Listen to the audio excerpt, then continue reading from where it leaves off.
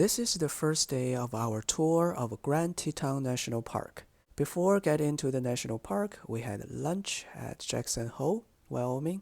A long time ago, fur trappers called a valley circled by mountains a hole, and this vast valley to the east of Teton Ranch is named after a fur trapper, David Jackson. This is how this charming gateway town to Teton National Park got its name. Fur trappers also gave names to many mountains in this region, including the famous Three Tetons. What does Teton mean? Well, it originated from French.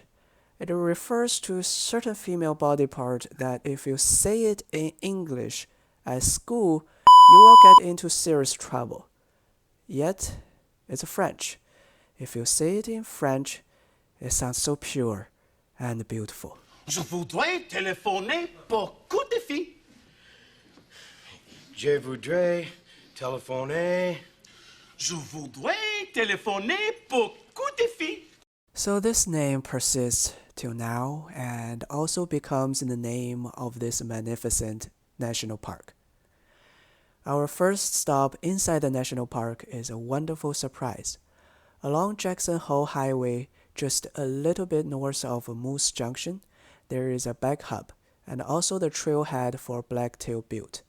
It's really easy to miss it. When we were there in early July, vibrant yellow arrowleaf balsam root was blossoming. There are a few lupin and other flowers dotted here or there.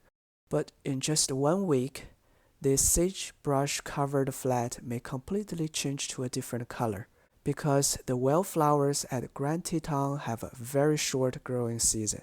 During the 60 continuous days of no frost, different wildflowers take turns to put on a spectacular but short-lived display on the vast antelope flats that are dominated by the silver-green big sagebrush. At Glacier View, we have an unimpeded view of the jagged, glacier-scored peaks in the Teton Range. The tallest is the Grand Teton. To the south are Middle Teton and South Teton. Both Middle Teton Glacier and the Teton Glaciers shrink significantly over the years, but are still impressive. They add stunning contrast to the otherwise completely gray mountaintop and the green sagebrush sea down below. Snake River Overlook provides a vantage point that has a slightly different angle but equally jaw-dropping view of the Teton Mountains. Plus, you could have Snake River in the picture if you could avoid the trees. Some of the most iconic pictures of Teton Ranch were taken here. Before we reached Moran Junction, we were stopped by some heavyweight champions at Elk Ranch Flats. Some bison crossed the road. It is the first time we saw bison in the wild. We were so excited and took lots of pictures. There were about 100 bison in this herd. Mostly are grazing peacefully. And we can see some new family members this year. One calf just starts growing horns. And we could also see cowbirds flying around. Cowbirds are the little brown or black-colored birds following the bison herd, trying to catch the insects stirred up by bison movement. Sometimes they just hitchhike on the back of a bison. They used to follow bison herds across the prairie until one time bison were nearly completely wiped out in the US more than a century ago. Then they started to follow cattle of ranchers, and hence the name cowbirds. But did you notice there are some pronghorns grazing behind the bison herd far away from the road? We didn't notice them at all until we watched the footage after we got home. The pronghorns are like the invisible gorilla, peacefully grazing at the background the whole time when we were so focusing on filming the bison. Pronghorns could feed extensively on the toxic and unpalatable sagebrush, which other herbivores avoid. They're the only antelope in North America and the fastest land animal in this continent.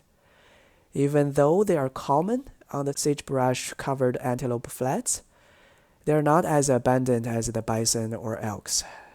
I regret a little that we didn't take better film of these beautiful creatures.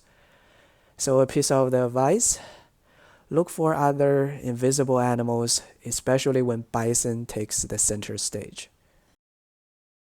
Next, we went to Jackson Lake Dam and the Chapel of Sacred Heart picnic area. Jackson Lake is also a glacier lake, but enlarged by the construction of Jackson Lake Dam in 1906. But with more water, the color of the lake is not as green as the other glacial lakes like Jenny Lake. Near the dam, we saw lots of swallows flying around and a wet pelican and a duck swimming downstream. The Chapel of Sacred Heart picnic area overlooks Jackson Lake, but there is also a short path through the pine forest down to the Pebble Beach. This is a perfect place to relax and play a little bit of stone skipping. Our older one knows how to do 2 to 3 skips already, but today he figured he could be at a whole new level by doing this.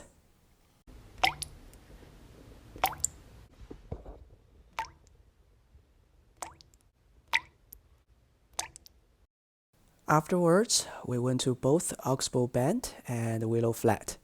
Even though both are considered primary wildlife viewing spots, we didn't see any, except my son who got a glimpse of a pronghorn. It's a little bit disappointing, because dusk is a good time to see wildlife activities. But wildlife are hard to predict.